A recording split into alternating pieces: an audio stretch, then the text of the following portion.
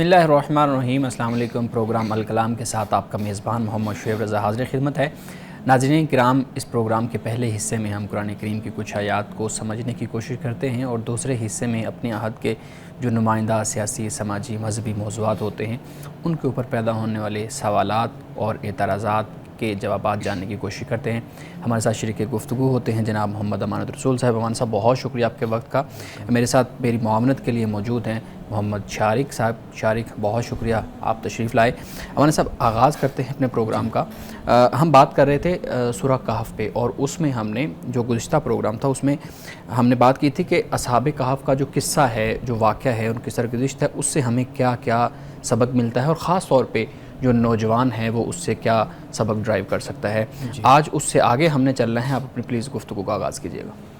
बिस्मिल्लाहिर्रहमानिर्रहीम। नाज़रीन किराम, कल हमने किस्सा कहफ़, इसके जो असबाक हैं और इससे जो हमें इबरत हासिल होती है, सबक हासिल होता है और हमें मौका मिलता है कि हम तदब्बुर तफक्कुर करें, उस हवाले से हमने बात की थी।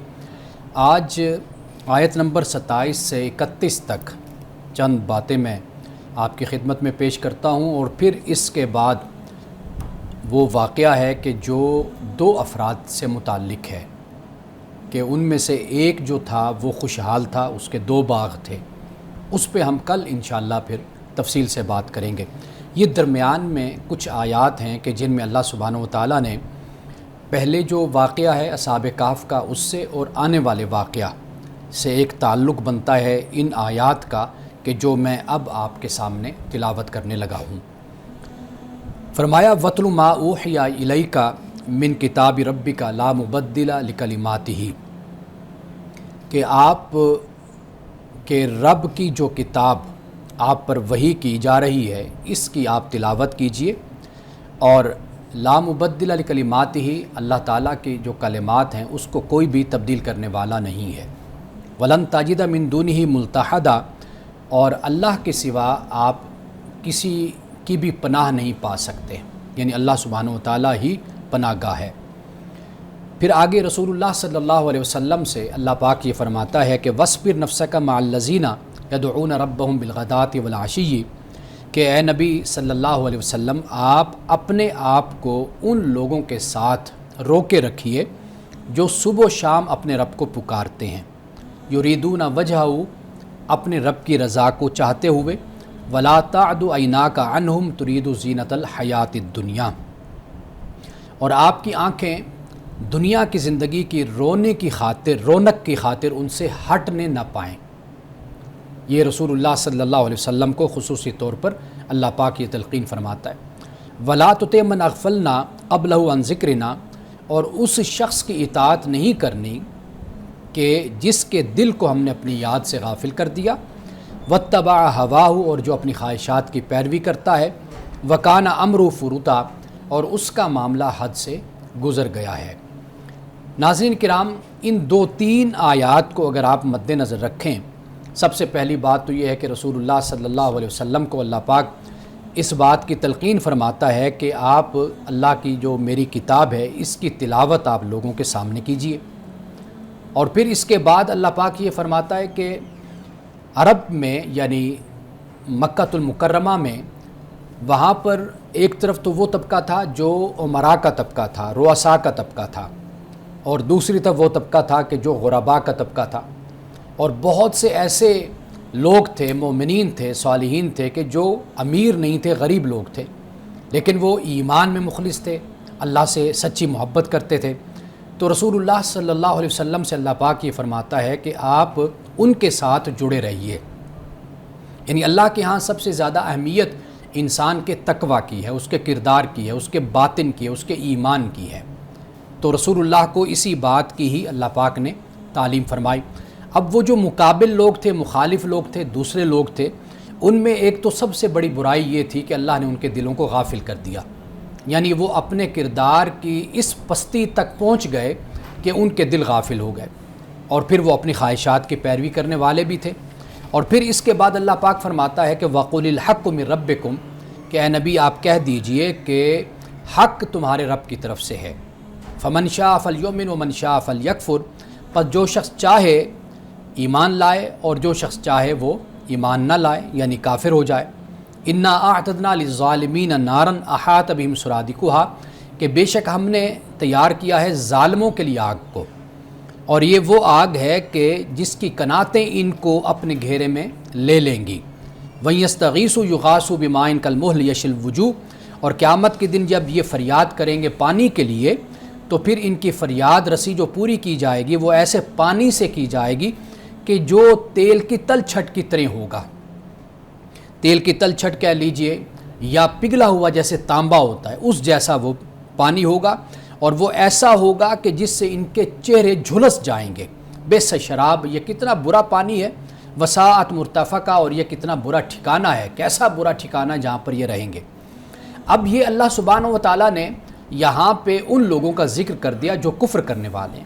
ناظرین کرام، یہ صرف سمپل سادہ کفر نہیں ہے، بلکہ یہ وہ کفر ہے کہ جس پر یہ ڈٹے ہوئے ہیں اور تعصب کے ساتھ، ضد کے ساتھ، بغض کے ساتھ، کینہ اور حسد کے ساتھ اس پر قائم ہے، اور رسول اللہ صلی اللہ علیہ وسلم کے زمانے میں موجود ہے کہ جب کہ وحی اتر رہی ہے اس کے باوجود بھی یہ کان نہیں دھرتے اور اسلام کی مخالفت اور دشمنی میں مصروف رہتے ہیں۔ اب اس کے مقابل جو ایمان والوں کا گروہ ہے، اللہ سبحانہ و تعالیٰ نے ان کا بھی یہاں پر ذکر کیا۔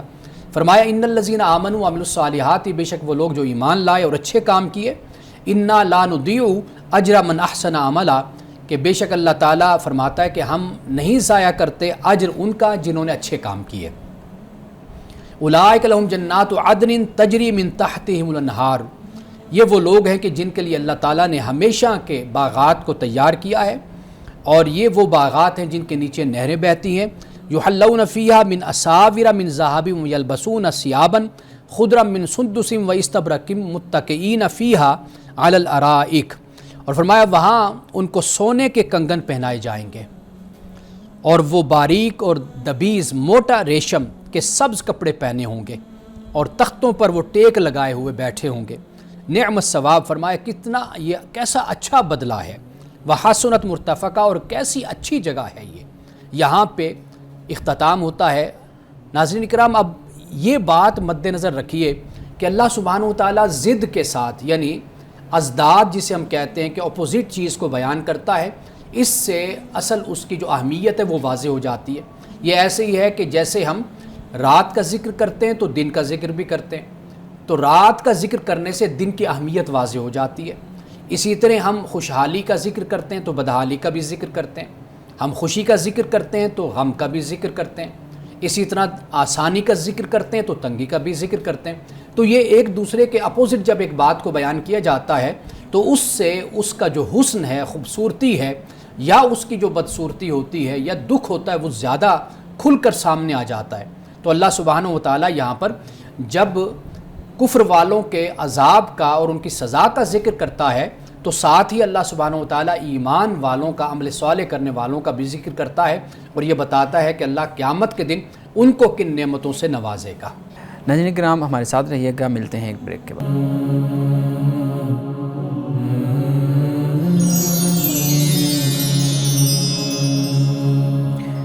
ویلکم بیک ناظرین۔ امان صاحب، آپ کی گفتگو ان آیات پہ جو اصحاب کہف کے قصہ اور جو دو باغ والوں کا، دو نوجوانوں کا قصہ ہے، اس کے درمیان کی جو آیات ہیں بڑی خوبصورت، اور میرے خیال میں ایک ایک آیت ہیں تو وہ 4 آیات، لیکن ایک ایک آیت بہت ہی خوبصورتی سے اللہ رب العزت نے اس کو بیان کیا ہے۔ اس پہ سوالات ہیں۔ ایک تو یہ کہ جب جنت کی بات ہو رہی ہے آخری آیت کے اندر، کہا گیا کہ جو ایمان لائے اور عمل صالح کرتے رہے ان کے لیے جنت کے باغات ہیں، اور پھر سونے کے کنگن ہیں، اور پھر تخت پہ بیٹھے ہوں گے۔ پوچھنا میں یہ چاہ رہا ہوں، اس سے پہلے والی آیت میں بھی جہنم کا جہاں پہ ذکر ہے، دوزخ کا ذکر ہے، اسی طرح سے پوچھنا میں یہ چاہ رہا ہوں کہ جب جنت اور دوزخ کی بات کی جاتی ہے تو ہمارے ہاں وہی چیزیں جو دنیا کے اندر نعمتیں یا سختیاں یا عذاب ہوتے ہیں، انہی چیزوں کو آخرت میں عذاب کے طور پہ دکھایا جاتا ہے۔ گرم پانی پینے کے لیے پیپ، لوہا یا تانبا وہ جلد کو جلا دیتا ہے، تو اسی طریقے سے بتایا جاتا ہے کہ وہ لوہا اور تانبا جو ہے نا وہ جلا کے ان کے جسم پہ لگایا جائے گا۔ جنت کی بات کریں تو وہاں پہ بھی یہ ہے کہ ان کو کھانے کے لیے اس طرح کی نعمتیں دی جائیں گی، تخت ہوں گے، سونے کے کنگن ہوں گے۔ تو بنیادی طور پہ ایک چیز ذہن میں آتی ہے کہ جنت اور دوزخ کے جو معاملات ہیں ان کو دنیا کی نعمتوں اور دنیا کے عذاب کے ساتھ کیوں وہ تشبیہ دی گئی ہے؟ کیا یہ انسان کے ذوق کے مطابق ہی اللہ رب العزت نے ان چیزوں کو ڈھالا ہوا ہے؟ دیکھیے، انسان جن دنیاوی سامان سے خوشی محسوس کرتا ہے اور جن سے وہ دکھ محسوس کرتا ہے، مصیبت اٹھاتا ہے، تو انہی طریقوں سے ہی اللہ پاک نے انسان کو یہ بات سمجھائی ہے۔ یعنی ایسا نہیں ہو سکتا نا، آپ دیکھیے کہ جس چیز سے آپ واقفیت ہی نہیں رکھتے، مثال کے طور پر آپ کی ساری زندگی اگر ایک ملک میں، ایک شہر میں گزری ہے، تو اگر کوئی ایسی بات آپ سے کہی جائے کہ جو آپ کے نہ تو ایکسپیرینس میں ہے، نہ آپ کے مشاہدہ میں ہے، نہ آپ کے کانوں نے سنا، نہ آپ نے سونگھا، نہ چکھا، نہ چھوا، کچھ بھی نہیں ہے، اگر اس کا ذکر آپ کے سامنے کیا بھی جائے تو اس کی تو کوئی اہمیت بھی آپ کے لیے نہیں ہوگی، وہ ادراک میں نہیں آئے گی، ادراک میں نہیں آئے گی، آپ کے تعقل میں نہیں آئے گی، آپ کو اس کی سمجھ نہیں آئے گی۔ تو جب سمجھ نہیں آئے گی تو واضح بات ہے کہ پھر اس چیز کی اس کا فہم بھی نہیں ہوگا، اہمیت بھی نہیں پھر ہوتی۔ تو اللہ سبحانہ و تعالیٰ نے در حقیقت جہنم ہو یا جنت، وہ انسان کو اس کی سطح پہ ایک بات کو سمجھایا ہے کہ یہ دیکھ لو، یہ جہنم ہے، دنیا میں یہ تکلیف ہوتی ہے تو تم سے برداشت نہیں ہوتی، تمہارے لیے ضد کا باعث ہوتی ہے۔ اور اسی طرح جنت کا معاملہ ہے کہ جنت میں، دنیا میں یہ نعمتیں ہوتی ہیں کہ جن سے تم خوش ہو جاتے ہو، جب تمہیں یہ آسانیاں، یہ سہولتیں، یہ خوشحالی، یہ امیری، یہ دولت تمہیں ملتی ہے تو کس طریقے سے تم خوش ہو جاتے ہو کہ بھئی یہ مجھے مل گیا ہے، اور یہ تمہاری کامیابی کا معیار ہوتا ہے۔ تو اسی طرح اللہ سبحانہ و تعالیٰ نے، لیکن ایسی بات نہیں ہے کہ قرآن نے فقط اتنی بات کہی ہے، نعمتوں کا ذکر ہوا تو اللہ نے یہ بھی ذکر کیا کہ ایسی بھی نعمتیں ہیں کہ جو تمہارے وہم و گمان بھی اس کا تصور تم نہیں کر سکتے، نہ تمہاری آنکھوں نے کبھی اس کو دیکھا، نہ تمہارے کانوں نے کبھی سنا، نہ تم نے چکھا، نہ چھوا، تو قرآن پاک اس کو بھی بیان کرتا ہے۔ اسی طرح جو سزا کا معاملہ ہے اس میں اضافے کی بات بھی قرآن پاک کرتا ہے۔ تو گویا کہ آغاز ہمیشہ بات کا وہیں سے ہوتا ہے کہ جہاں پر انسان کی جو حواس خمسہ ہیں، انسان کی جو محسوسات ہیں، انسان کی جو نفسیات ہے، جو انسان اس بات کو سمجھتا ہے تو پھر اس کے بعد اللہ پاک فرماتا ہے کہ اس سے آگے بھی بہت کچھ ہے۔ جنت کے حوالے سے بھی یہ فرمایا اور جہنم اور عذاب کے حوالے سے بھی یہی بات بیان فرمایا۔ اچھا، ایک اور چیز اسی عذاب اور انعام سے متعلق قرآن کریم میں انہی آیات کے اندر بتایا گیا ہے کہ ان کو سونے کے کنگن پہنائے جائیں گے۔ اب ہمارے ہاں جو ہم سنتے ہیں فقہی معاملات اور فقہی جو مسائل ہیں اس کے اندر بتایا جاتا ہے کہ جو آپ مرد کے لیے سونا پہننا، کنگن پہننا، یہ جو ہے نا وہ ٹھیک نہیں ہے، حلال نہیں ہے۔ اسی طریقے سے ریشم کا لباس ہے وہ حلال نہیں ہے۔ اسی طریقے سے ہمارے ہاں شراب حرام ہے، قرآن اس کو حرام کہتا ہے، لیکن آخرت میں بتایا جاتا ہے کہ آخرت میں ان کو ایک مشروب شراب کی طرح پلایا جائے گا۔ اصل میں شراب کہتے ہی مشروب کو ہیں، اور ہم نے معلوم نہیں کہ اس کو وہ والی شراب کیوں بنا دیا، طور پہ وائن، اور اس میں ہم نے کیوں اس کو سمجھ لیا۔ باقی ضرور قرآن پاک نے یہ، اگر آپ کا سوال پورا نہیں ہوا جی میں یہ چاہ رہا تھا کہ جب چیز اصولاً تو یہ ہونا چاہیے جو جہاں پہ حلال ہے وہ وہاں پہ بھی حلال ہونی چاہیے، جو یہاں پہ حرام ہے وہ وہاں پہ بھی، کیونکہ ریزن تو اس کی ایک ہی ہو سکتی ہے۔ مثال کے طور پہ کوئی چیز جو جسم کے لیے ہارمفل ہے، نقصان دہ ہے، وہ میں یہاں کھاؤں گا وہاں کھاؤں گا، ایک ہی طرح کی ہوگی۔ تو یہاں پہ ایک طرح سے زیورات اور یہ چیزیں حرام کر دیں، دوسری طرف حلال کر دیں، یعنی اس کو بتایا گیا ہے ایک چیز یہاں پہ حرام ہے اور دوسری جگہ پہ جا کے اس کو حلال کر دیا۔ تو یہ اصول کس طرح آپ اچھا، پہلی بات آپ کے پہلے سوال کو اور پہلے حصے کو لے لیتے ہیں کہ جہاں تک دیکھیں سونا کی بات ہے نا، سونے کی یا ریشم کی بات ہے دنیا کے حوالے سے، چونکہ ان چیزوں کا تعلق بن جاتا ہے فخر سے، مباحات سے، اور جسے ہم کہتے ہیں تکبر سے اور بڑائی کے اظہار سے۔ تو اس اخلاقی پہلو سے اسلام نے اس سے منع فرمایا، خاص طور پہ مردوں کے لیے، کیونکہ وہاں پر بادشاہ قیصر و کسریٰ اور عمراء جو وزراء، وہ اپنی شان و شوکت اس کے ذریعے سے ظاہر کرتے تھے، اپنے اس فخر کو بیان کرتے تھے کہ دیکھو بھئی ہمارے پاس یہ سب کچھ ہے، چیزیں دوسروں کو حقیر خیال کرنا اور جب نکلنا تو اس انداز سے نکلنا۔ تو یہ چیز چونکہ رسول اللہ صلی اللہ علیہ وسلم کو ذاتی طور پر بھی پسند نہیں، اور آپ نے پھر امت کے لیے بھی اس بات کو بیان فرمایا، تو لہٰذا ان باتوں میں، ان سب کاموں میں بنیادی چیز جو ہے وہ اخلاقی، جسے ہم خرابی کہتے ہیں، اس کو پیش نظر ہمیشہ رکھا جانا چاہیے۔ مثال کے طور پر جیسے شلوار کو ٹخنے سے اوپر کرنے کا آپ نے فرمایا، جبکہ سیدنا ابو بکر صدیق رضی اللہ تعالیٰ عنہ کو اس سے استثناء بھی دے دیا. اگر آپ وہ حدیث پڑھیں تو انہوں نے عرض کیا رسول اللہ صلی اللہ علیہ وسلم میری تو تہبند ہمیشہ اکثر ایسے ہوتا ہے کہ وہ ٹخنوں سے نیچے ہوتی ہے. تو اب انہوں نے فرمایا تم ان میں شامل نہیں ہو. کیوں؟ اس لیے کہ اس وقت کپڑے کو اگر ٹخنے سے نیچے لٹکایا جاتا تھا نا زمین پر، یہ ایک تکبر کی بڑائی کی علامت کی جاتی تھی. آپ نے دیکھا ہوگا، پڑھا بھی ہوگا کہ جب بادشاہ چلتے تھے تو ان کے پیچھے ان کے جو غلام تھے خادم، وہ ان کا جبہ اٹھا کر پیچھے جاتے تھے. یہ ایک تکبر کی علامت. جیسے ہمارے ہاں اگر آپ یوں سمجھ لیجئے کہ اپنا بیگ خود نہیں اٹھانا، دو چار جو ساتھی ہیں ان کو اپنا پکڑا دینا، چھتری پکڑیا تو وہ کسی اور دوسرے کو دے دینی. تو یہ چیزیں اسلام میں اس نقطہ نظر سے پسند نہیں کی جاتی کہ اس میں اگر تکبر ہے، بڑائی ہے، فخر کا انداز ہے اور دوسرے کو حقیر خیال کرنا ہے تو پھر ان چیزوں کو منع آپ نے فرمایا. تو یہ جو تصور ہے، یہ جو پس منظر ہے، اسے ہمیشہ ہمیں یاد رکھنا چاہیے اور اس بنیاد پر ان چیزوں کو پھر امت میں پسند نہیں کیا گیا. ایک بات. دوسری بات جو آپ نے مشروب کے حوالے سے میں پہلے عرض کر رہا تھا کہ قرآن پاک نے شرابن طہورا کی بات کی ہے. لوگ شراب پیتے تھے اس ٹائم اور لوگوں کی ایک رغبت بھی تھی، لیکن جب آپ اللہ کے لیے ایک چیز کو چھوڑ دیتے ہیں تو اللہ پاک یہ فرماتا ہے کہ میں وہاں پر یہ تمہیں مہیا کروں گا، دوں گا. لیکن وہاں پر جو شراب کا انداز وہاں پر جو بیان ہوا قرآن پاک ہم پڑھتے ہیں تو فرمایا کہ اس سے بھئی ایسا نہیں ہوگا کہ تمہارے اوسان خطا ہو جائیں، تم حواس باختہ ہو جاؤ، تم اپنے اوپر کنٹرول چھوڑ دو. یہ ساری خوبیاں پھر اس شراب کے ساتھ بیان پھر اس کو شراب کیسے کہیں گے؟ یعنی شراب سے مراد مشروب ہے، یعنی یہ جو پینے کے لیے یہ یعنی اس سے مراد مشروب ہے. جیسے آپ ڈرنک کہہ دیتے ہیں، یہ اس سے مراد ہے. لیکن چونکہ اس وقت ایک چیز مستعمل تھی، لوگ استعمال کرتے تھے، لوگ پیتے تھے، ان کو مقابلے میں یہ کہا گیا کہ بھئی وہاں پر جو تمہیں مشروب ملے گا وہ اس دنیا جیسا مشروب نہیں ہوگا کہ جس سے تم ذرا بھی پیتے ہو تو تم اپنے کنٹرول میں نہیں رہتے، آپے سے باہر ہو جاتے ہو. تو وہاں پر جو تمہیں ملے گا وہ صاف ستھرا وہ مشروب ہوگا.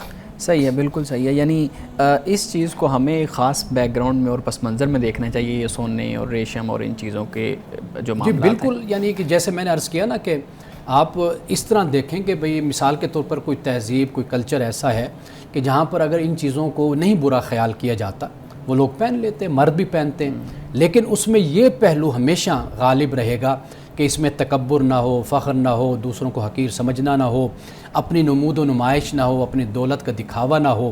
یہ جو رویہ ہے یہ اسلام میں شدید ناپسند رویہ ہے.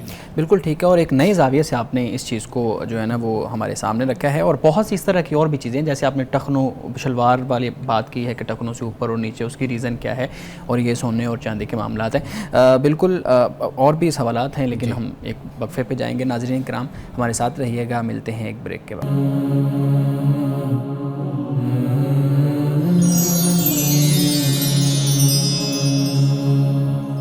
ویلکم بیک ناظرین. اچھا شارق، آپ دوران بریک کو بات کر رہے تھے، ہماری جو بات چل رہی تھی اس سے متعلق. اس سے پہلے امانت صاحب بات کر رہے تھے کہ شراب طہورا کے بارے میں کہ جنت میں شراب طہورا ملے گی، وہ جو شراب ہوتی ہے جس میں انٹاکسیکیشن ہوتی ہے وہ نہیں ہوگی.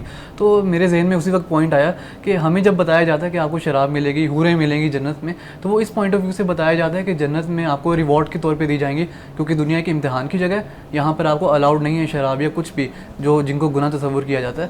تو اس وجہ سے جنت میں وہ آپ کو الاؤڈ ہوں گی. تو کیوں جنت میں شراب طہورا ہی ملنی ہے، وہ شراب کیوں نہیں ملنی جس میں انٹاکسیکیشن ہے؟ دیکھیے پہلی بات تو یہ ہے کہ جو آپ نے لفظ استعمال کیا کہ جس سے نشہ انسان کو ہوتا ہے، تو نشہ ہونا اور انسان کا آؤٹ آف کنٹرول ہونا اور نارمیلٹی کھو دینا اپنی، تو یہ کوئی پسندیدہ چیز تو دنیا میں بھی نہیں ہے کہ انسان اس کو ہرگز پسند نہیں کرتا. ہر جگہ پہ پر مزہ تو آتا ہے، مزہ تو آتا ہے. اب جو معاملہ ہے وہ ایک علیحدہ چیز ہے. اب اللہ تعالیٰ ایسے تجربے سے بھی بچائے کہ ایک حرام چیز کے قریب انسان جائے. لیکن اصل جو بات ہے وہ یہ ہے کہ دنیا میں انسان ایک چیز کو چھوڑتا ہے، اللہ پاک کا جو وعدہ ہے وہ یہ ہے کہ اس سے اللہ بہترین چیز انسان کو دیتا ہے. یعنی اگر دنیا میں انسان ایک دنیا کی شراب کو، وائن کو، جو بھی آپ اس کو نام دیں، اس کو اگر آپ چھوڑتے ہیں، کیوں چھوڑتے ہیں؟ اللہ کے خوف سے کہہ لیجیے، اللہ کی محبت سے کہہ لیجیے، اللہ کے حکم کے مطابق عمل کرتے ہوئے آپ چھوڑ دیتے ہیں، آپ اپنے نفس کی قربانی دیتے ہیں. تو اللہ تعالیٰ اگر آپ کو یہی چیز وہاں پر دے دے تو میرا خیال ہے کہ یہ تو کوئی اتنی بڑی بات نہ ہوئی. اصل چیز تو یہ ہے کہ اس سے کہیں بہتر چیز اللہ تعالیٰ آپ کو وہاں پر عطا کرے. تو اللہ کا جو وعدہ ہے وہ در حقیقت یہی ہے کہ آپ یہاں پر اگر ایک چیز کو چھوڑتے ہیں اللہ کی محبت میں اور اس کے حکم کے مطابق, تو اللہ تعالیٰ وہی چیز آپ کو ایسے بہترین طریقے سے وہاں پر دے گا کہ جس کا آپ تصور بھی نہیں کر سکتے کہ یہ نعمت ہے کہ جو اللہ تعالیٰ آپ کو آخرت میں عطا کرنے والا ہے. بالکل صحیح ہے, بالکل ٹھیک ہے. شارق, میرے پاس مزید سوالات ہیں لیکن میرے خیال میں اب آپ اپنے سوال رکھیے گا مانی صاحب کے سامنے. جی بالکل, میں سوال کرتا ہوں. تو ہمارے ہاں یہ دیکھا جاتا ہے, میں نے اکثر طور پہ نوٹ کیا کہ پاکستان میں جو والدین ہیں وہ اپنے کسی نہ کسی بچے کو مدرسے میں ضرور بھیجتے ہیں. وہ کہتے ہیں کہ ان کا کوئی بچہ ہے, ان کا شوق ہوتا ہے کہ کوئی نہ ان کا ایسا بچہ ہو جو دینی تعلیم بھی حاصل کرے. یعنی کہ ان کی فائنینشیل مجبوری بھی نہیں ہوتی, فائنینشیلی اچھے بڑے اسٹیبل ہوتے ہیں, اور کچھ بچے ایون کہ ان کے اسکول میں بھی پڑھ رہے ہوتے ہیں, یعنی کہ دنیاوی تعلیم بھی حاصل کرتے ہیں. ہاں جی, دنیاوی تعلیم کی طرف ان کا رجحان ہوتا ہے. لیکن وہ ایک اپنے کسی بچے کو چن لیتے ہیں کہ جو وہ مدرسے میں جائے گا, دینی تعلیم حاصل کرے گا اور ان کا شوق پورا کرے گا. لیکن اس سارے پروسیس میں ہم دیکھتے ہیں کہ جو بچہ ہوتا ہے اس کے ساتھ امتیازی سلوک رکھا جا رہا ہوتا ہے, کیونکہ جو تعلیم اس کا حق ہے, ایک بنیادی تعلیم اس تک پہنچے, وہ نہیں اس کو مل رہی ہوتی. تو کیا اسلام کے مطابق یہ گناہ نہیں, کیا ایسے والدین جو ہے وہ گنہگار نہیں ٹھہرائے جائیں گے, اور کیا یہ حقوق العباد کے بھی خلاف نہیں ہے؟ یہ بہت ہی اہم سوال ہے. بالکل, اس لیے کہ ہمارے معاشرے میں یہ ایک دین اور دنیا کی تفریق قائم کر دی گئی ہے. یہ والدین خیال کرتے ہیں کہ بچے کو اگر ہم مدرسے میں ڈالیں گے اور وہ قرآن اگر حفظ کر لیتا ہے یا مدرسے میں پڑھتا ہے تو وہ ہماری بخشش کا ایک نجات کا ایک ذریعہ بن جائے گا, ہماری مغفرت کا. یعنی اسی تفریق کے ساتھ نجات کو جوڑ دیا ہے. ہاں, حالانکہ وہ بچے جو اسکول میں پڑھ رہے ہیں اگر وہ اچھے ڈاکٹر بن جاتے ہیں, انجینئر بن جاتے ہیں, حلال کماتے ہیں, دین کو ہمیشہ اپنے اوپر غالب رکھتے ہیں, تو وہ بھی والدین کی بخشش اور مغفرت کا ذریعہ بن سکتے ہیں. وہ کیسے یعنی وہ جو بھی والدین کی تربیت کے نتیجے میں مطلب حلال کما رہے ہیں, محنت کر رہے ہیں, اچھا آپریشن کرے گا, سرو کر رہے ہیں, ہاں سرو کر رہے ہیں, خدمت انسانیت کر رہے ہیں, تو اس کا بھی ثواب والدین کو. میں تو ہمیشہ ایک بات کہا کرتا ہوں کہ یہ والدین کے لیے ایک ایسا اکاؤنٹ ہوتا ہے کہ جس میں اماؤنٹ جمع ہوتی رہتی ہے, ڈپازٹ ہوتی رہتی ہے. یعنی کہ ہم جیسے کہ اکاؤنٹ کھول دیتے ہیں, اس کے بعد ہم بھول جاتے ہیں, لیکن ہمارا جو بزنس چل رہا ہے, جو معاملات چل رہے ہیں, تو وہ اس کی ایک اماؤنٹ ہمارے اکاؤنٹ میں آتی رہتی ہے. اب حالانکہ ہم نے کیا کچھ نہیں ہوتا لیکن وہ اماؤنٹ آ رہی ہے. یہی معاملہ ہوتا ہے کہ جب والدین اپنے اولاد کی اچھی تربیت کر دیتے ہیں, اب اولاد کی اچھی تربیت کے نتیجے میں جو کام اولاد کرتی ہے اچھے, اس کا نتیجہ, اس کا ثواب, اس کا اجر خود بخود والدین کو بھی مل رہا ہوتا ہے, کیونکہ انہوں نے اس کی تربیت کی ہوتی ہے. تو یہ جو تصور ہمارے ہاں ہے نا کہ ہم ایک بچے کو حافظ بنا دیں گے, مدرسے میں بھیج دیں گے, تو لہٰذا یہ پھر کل ہمارے لیے بخشش اور مغفرت کا ذریعہ بنے گا. میں کہتا ہوں وہ زیادہ ذمہ داری والا کام ہو جاتا ہے. یعنی مثال کے طور پر دیکھیے, قرآن حفظ کر لیا, اگر خدا نخواستہ بچہ قرآن بھول گیا, کتنا بڑا مسئلہ ہو گیا. اچھا, پھر یہ کہ صرف حفظ نہیں کرنا, رسول اللہ نے فرمایا کہ پھر حفظ کرنے کے بعد قرآن پاک کو سمجھے بھی صحیح, سمجھنے کے بعد پھر قرآن پر عمل بھی کرنا ہے. یہ صرف ایک مرحلہ تو نہیں ہے, اس کے لیے مزید مشکل, پھر آگے مزید ذمہ داریاں ہیں اس بچے کی کہ اس نے جو ادا کرنی ہے. تو یہ ثواب کا بھی ذریعہ ہے, اس کو ہم نگیٹ نہیں کرتے, لیکن یہ میں اصل اس تصور پر بات کر رہا ہوں, اس کانسیپٹ پر جو والدین کے ذہنوں میں بٹھا دیا گیا کہ جو بچے آپ اسکول بھیج رہے ہیں, یونیورسٹی بھیج رہے ہیں, وہ تو نعوذ باللہ نہ ثواب کے نہ گناہ کے, وہ دنیاوی طرف چلے گئے, دنیاوی طرف چلے گئے, دنیا کی طرف. یہ بچہ جو ان سے یہ آپ کے بخشش و مغفرت کا ذریعہ بنے گا. تو میرا خیال ہے سب سے پہلے تو والدین کے اس کانسیپٹ کو درست ہونا چاہیے, ان کے اس رویے کو اور اس مینٹیلٹی کو بدلنا چاہیے. تو ہر بچہ جو بااخلاق ہے, باکردار ہے, علم والا ہے, خواہ وہ مدرسے میں پڑھا ہو, خواہ وہ یونیورسٹی میں پڑھا ہو, وہ اپنے والدین کے لیے باعث اجر اور باعث ثواب اور باعث مغفرت وہ بنتا ہے, اپنے اعمال کی وجہ سے, اپنے اعمال کی بنیاد پر, اور وہ نتیجہ والدین کی تربیت کا ہوتا ہے. اچھا, آپ نے ابھی اصطلاح استعمال کی بچوں کو اپنے, یعنی کہ بچوں کو بخشش کا ذریعہ سمجھا جاتا ہے والدین کی جانب سے. یہ کافی آپ نے صحیح نشاندہی کی ہے, کیونکہ ہمارے ہاں ویسے بھی کلچر رائج ہے کہ والدین کی جانب سے ایسے ٹریٹ کیا جاتا ہے بچوں کو, اور والدین ایسے سوچتے ہیں کہ جو بچہ ہم نے پیدا کیا ہے اس کو ہم اپنے لیے استعمال کریں گے, ایک پروڈکٹ کے طور پہ ٹریٹ کرتے ہیں کہ جو ہم نہیں کر پائے وہ یہ کر پائے گا, ہماری خواہش پوری کرے گا, جس طرح کی بھی. اور آپ نے بھی ابھی ذکر کیا کہ بچوں کو بخشش کا ذریعہ سمجھا جاتا ہے. تو کیا اسلام میں یعنی اس کو کیسے یعنی کہ دیکھا جاتا ہے, کیا یہ بالکل ٹھیک عمل ہے؟ دیکھیے اب بڑا یہ بھی بہت اہم سوال اس حوالے سے ہے کہ یہ بھی ایک والدین کی سوچ ہوتی ہے، اس سے بچے دباؤ میں آتے ہیں جب دنیاوی لحاظ سے ہو یا دینی لحاظ سے، یعنی اس طرح دباؤ میں آتے ہیں کہ جی میں تو نہیں ڈاکٹر بن سکا، میرا یہ بچہ ڈاکٹر بنے گا، میں تو یہ نہیں کر سکا، یہ وہ مجھے کر کے دکھائے گا، تو وہ ناتواں کندھوں پہ بہت بڑا بوجھ ڈال دیا جاتا ہے، تو یہ رویہ بھی بچوں کو نفسیاتی طور پر دباؤ میں لاتا ہے۔ تو لہٰذا بچوں کی اپنی دنیا ہے، جیسے حضرت علی رضی اللہ تعالیٰ عنہ کا ایک قول منسوب کیا جاتا ہے کہ وہ اپنے زمانے کے ہیں بچے، تو ان کو اپنے زمانے کے حساب سے ان کو پھلنے پھولنے دو، ترقی کرنے دو۔ تو یہ بات سب سے زیادہ اہم ہے کہ والدین بچوں کو بالکل دباؤ میں نہ لائیں۔ میں تو ہمیشہ یہ بات کہا کرتا ہوں کہ آپ بچوں کی صرف نگرانی کریں، دیکھ بھال کریں، اور ان کو اپنی مرضی کے مطابق ان کو آگے بڑھنے دیں۔ یعنی آپ والدین ہیں تو آپ کیا کر سکتے ہیں؟ یہی کر سکتے ہیں کہ اگر اولاد کچھ کرنا چاہتی ہے تو آپ ان کو سپورٹ کریں، فائنینشلی سپورٹ کریں، مورلی ان کو سپورٹ کریں، ان کے ساتھ آپ چلیں، آپ ان کو کھلا ماحول دیں، نہ یہ کہ آپ ان کے لیے رکاوٹیں کھڑی کرتے چلے اگر جائیں۔ کہیں پہ وہ غلط ہے تو ان کی اصلاح کر دیں، ان کو بتا دیں، اچھے طریقے سے نصیحت کر دیں، تو یہ سب سے اچھا طریقہ ہوتا ہے۔ اور یہ جو آپ بات کہہ رہے ہیں یہ واقعی ایسا ہے کہ ہمارے ہاں بچوں کو دباؤ میں لایا جاتا ہے اور شروع سے ہی کہنا شروع کر دیتے ہیں کہ اے پتر میرا ڈاکٹر بنے گا، تو وہ بیچارہ خام خواہ ایسے مشکل میں ہوتا ہے کہ اس کا رجحان ہی نہیں ہوتا کہ بھئی میں کیوں ڈاکٹر بنا، اور اگر وہ والدین کی بات نہ مانے تو وہ نافرمانی کی طرف پھر اس کو لے کر اچھا بچپن میں بھی کہتے ہیں کہ بچپن میں بھی شادیاں کر دی جاتی ہیں کسی کی ہوگی آپس میں، ایسے بھی سننے میں آتا ہے۔ یہ بھی ایک ہمارے ہاں ایک بڑا مسئلہ ہے، وہ یہ ہے کہ جیسے بچپن میں منگنیوں کا رواج بھی ہوتا ہے یا منسوب کر دیا جاتا ہے، تو یہ طریقہ کار بھی درست نہیں ہے، اس لیے کہ بچے جب جوان ہوتے ہیں تو پھر وہ اس کو بھی نافرمانی خیال کیا جاتا ہے کہ دیکھو اس نے اپنے ماں باپ کی خواہش کا احترام نہیں کیا، خیال نہیں کیا۔ تو میرا خیال ہے کہ بچوں کو ہر طریقے سے آزاد کرنا چاہیے، تعلیمی لحاظ سے بھی وہ اپنی چوائس ہو، جو ان کا کیریئر ہے وہ اس کو بنائیں، آگے اپنی زندگی میں جب ان کی عمر ہوگی تو وہ جو بہترین والدین بھی ان کے لیے انتظام کریں، دیکھیں، اور اولاد کو دکھائیں، مشورہ کریں اور آزادی دیں کہ بھئی آپ اپنی مرضی کے مطابق فیصلہ کریں، جیسے آپ کہیں گے ہم آپ کے ساتھ ہیں۔ بالکل ٹھیک۔ اچھا ہمارے ہاں آزادی کو بھی برا سمجھا جاتا ہے اصل میں، اور یہ تاثر دیا جاتا ہے کہ آزادی کوئی گناہ کا عمل ہے اور اس کو بے حیائی کے ساتھ منسلک کیا جاتا ہے۔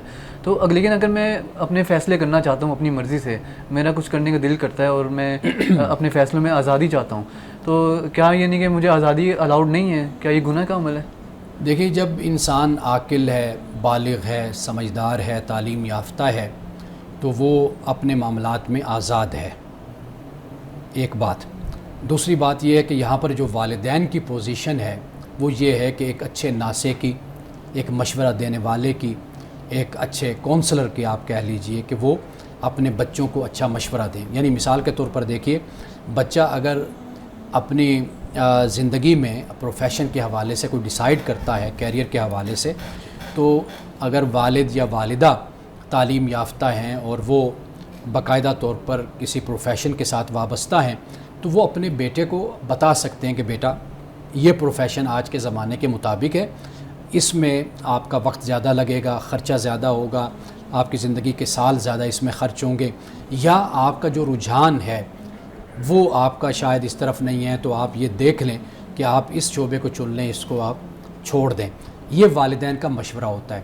اولاد پھر آگے عاقل ہے، بالغ ہے، سمجھدار ہے، وہ اس بارے میں پھر خود فیصلہ کر لیتی ہے۔ آنس صاحب ایک اور چیز اسی سے متعلق، آپ نے کہا کہ والدین ایک ناصح کی حیثیت سے اپنی جگہ پہ موجود ہیں، ٹھیک ہے، وہ بچوں کا خیال کر رہے ہیں، لیکن وہ جو ایک روایت ہمارے سامنے آتی ہے کلکم راعٍ وکلکم مسئول عن رعیتہ، تو وہ پھر کہاں پہ جا کے والدین جواب دہ ہوں گے؟ یعنی وہ کہاں پہ جا کے اپنی رعیت کے بارے میں جواب دہ ہوں گے؟ یہ جو آپ نے حدیث کنٹرول کی نقل کی ہے نا جی، اب اس حدیث کو اگر آپ پیش نظر رکھیں، یہ صرف اس حوالے سے نہیں ہے کہ آپ اپنی بات کو زبردستی اپنے اولاد سے آپ منوائیں تو تب آپ رائی بنتے ہیں۔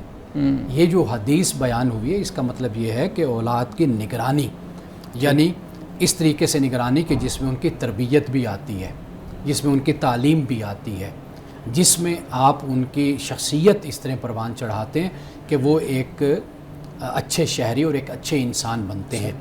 راعی وہی ہوتا ہے نا، یعنی مثال کے طور پر چرواہا کو عربی زبان میں رائی کہا جاتا ہے.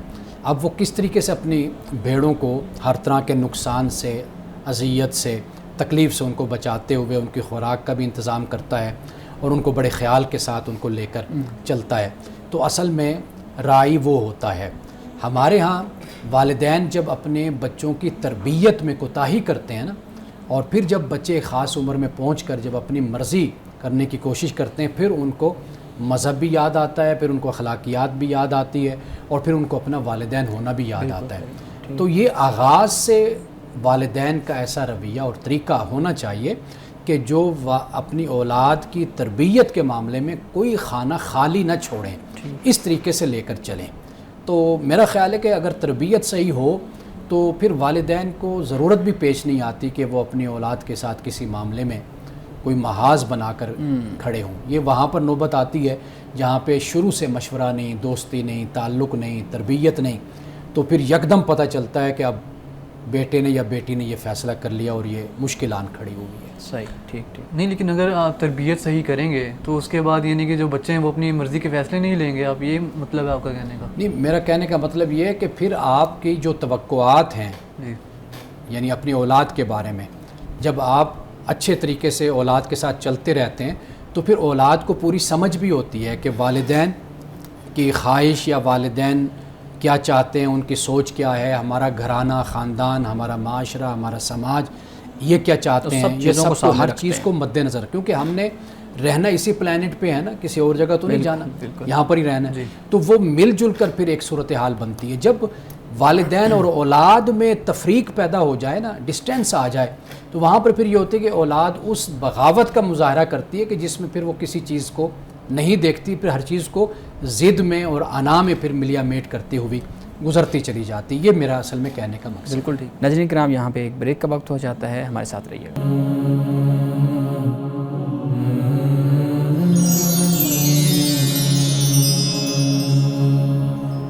ویلکم ایک. ناظرین، شارق آپ ہمارے صاحب کے سامنے سوال رکھیے. اچھا، تو ہم ابھی بات کر رہے تھے کہ والدین اور بچوں کے درمیان جو تناؤ ہوتا ہے اس حوالے سے، تو یہ بھی دیکھنے میں آتا ہے کہ والدین جو ہیں وہ اپنے بچوں کو سمجھاتے ہیں، بتاتے ہیں کہ دیکھو ہم نے تمہیں پیدا کیا ہے، ہم نے تمہارے لیے اتنا کچھ کیا ہے، اور ایسے تاثر پیدا کرتے ہیں جیسے احسان کیا انہوں نے، اور کہا بھی جاتا ہے لفظوں میں کہ تمہیں ہمارا احسان جو ہے وہ کبھی بھی اتار نہیں سکتے.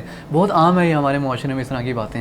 لیکن ایک عاقل اور بالغ شخص جس میں دماغ ہے، وہ آٹومیٹکلی یہ کوشچن آتا ہے، وہ نافرمانی نہیں کرنا چاہتا، بس ایک سوال اس کے ذہن میں آتا ہے کہ ماں باپ نے جب مجھے پیدا کیا اس وقت میرا ڈیسیجن تو نہیں تھا، نہ میں اس دنیا میں تھا، تو مجھ سے پوچھ کے تو پیدا نہیں کیا، تو ابھی ان کی ذمہ داری ہے وہ پورا کریں نہ کریں.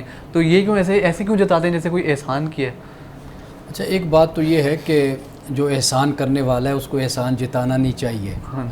کسی بھی صورت اہم بات یہ ہے، اور خاص طور پر والدین کو اولاد کے معاملے میں ویسے بھی یہ رویہ نہیں اختیار کرنا چاہیے کہ وہ یہ احسان جتائیں کہ بھئی ہم نے تمہیں پیدا کیا، جبکہ پیدا کرنے والے تو والدین نہیں ہو، تو وہ اللہ کی ذات ہے. والدین تو ایک ذریعہ بنتے ہیں اولاد کی پیدائش کا. اصل معاملہ یہ ہوتا ہے کہ دوسرے میں جب آپ ضد کو پیدا کر دیتے ہیں نا، تو یہاں سے سارے معاملات بگڑ جاتے ہیں. یعنی کہ دوسرے کو آپ جب اپنا حق جتانا شروع کرتے ہیں تو وہ رد عمل میں آپ کے اس حق کو تسلیم کرنے کے لیے تیار نہیں ہوتا. بجائے اس کے کہ بولا جائے اور کہا جائے، اس سے بہتر کہیں یہ ہوتا ہے کہ انسان اپنا کریکٹر، اپنا کردار اور اپنا اخلاق پیش کرتا ہے، یعنی اولاد کے سامنے بھی. تو اولاد کی خدمت، اولاد کے ساتھ اچھا برتاؤ، یہ کوئی والدین احسان نہیں کر رہے ہوتے، یہ ان کو حکم بھی خدا کی طرف سے ہے کہ بھئی اولاد کے ساتھ اچھا سلوک کرنا ہے. یہ تم پر فرض ہے، لازم ہے کہ تم نے ان کے حقوق کو ادا کرنا ہے. کل قیامت کے دن اگر والدین اپنی اولاد کی صحیح تربیت نہیں کرتے، ان کے حقوق کو ادا نہیں کرتے، تو جس طرح اولاد خدا کی بارگاہ میں جواب دہ ہوگی کہ اس نے والدین کا حق ادا کیا یا نہیں کیا، تو اسی طرح والدین بھی اللہ کی بارگاہ میں جواب دہ ہوں گے کہ انہوں نے اولاد کا حق ادا کیا یا نہیں کیا.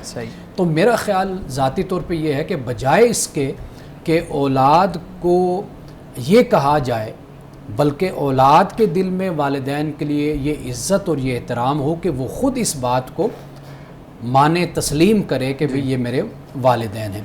دیکھیے سب سے بڑا حق انسان پر اگر ہے تو وہ خدا کی ذات کا ہے، بالکل بالکل، کہ انسان دنیا میں آیا، پیدائش ہوئی، اور پیدائش سے لے کر انسان کی وفات تک ہر نعمت اللہ تعالیٰ نے انسان کے وجود کی پرورش کے لیے، اس کی بڑھوتری کے لیے اور اس کی بہتری کے لیے اللہ نے زمین پر مہیا کر دی۔ سب سے بڑا احسان تو خدا اللہ کا ہوتا ہے انسان کی ذات پر، اور پھر اس کے بعد انسان کے والدین جو اس کی پیدائش کا ذریعہ بھی بنتے ہیں، اس کی تربیت اور تعلیم کا ذریعہ بنتے ہیں، تو والدین کو اپنی ذمہ داری بہتر طریقے سے ادا کرنی ہے، اور باقی سارے معاملات انہیں چاہیے کہ وہ اللہ پر چھوڑ دیں، اور اولاد اپنی جگہ پر اس بات کا ادراک کرے، اس بات کو سوچے کہ بھئی اگر مجھے والدین سمجھاتے ہیں یا کہتے ہیں یا بتاتے ہیں تو کہاں کہاں پر میں غلط ہوں، کہاں کہاں پہ میری بہتری اس میں ہے کہ جو مجھے والدین، واضح بات ہے کہ عمر میں بھی بڑے ہیں، علم میں بھی بڑے ہیں،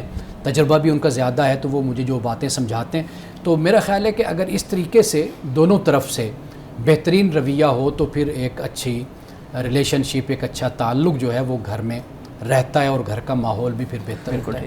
لیکن آپ والدین کی ذمہ داری کو احسان کیسے کہیں گے؟ کیونکہ احسان کا جو مطلب ہے وہ تو یہ ہے کہ آپ کسی کو کچھ او نہیں کرتے لیکن پھر بھی آپ اس کے لیے کچھ کر رہے ہیں، یہ احسان ہے۔ لیکن ماں باپ جو ہیں ان کی تو ذمہ داری ہے باقاعدہ، کیونکہ انہوں نے خود، یعنی کہ آپ کہہ رہے ہیں اللہ نے ذریعہ بنایا، ٹھیک ہے، لیکن فیصلہ تو انسانوں نے لیا نا، کہیں نہ کہیں وہ ذمہ دار ہیں۔ ہم پوری طرح تو نہیں کہہ سکتے کہ اللہ نے ہی کیا ہے، سب کچھ اللہ کر رہا ہے، کوئی بات نہیں، بالکل نو ڈاؤٹ، لیکن انسانوں کا بھی ایک رول ہے۔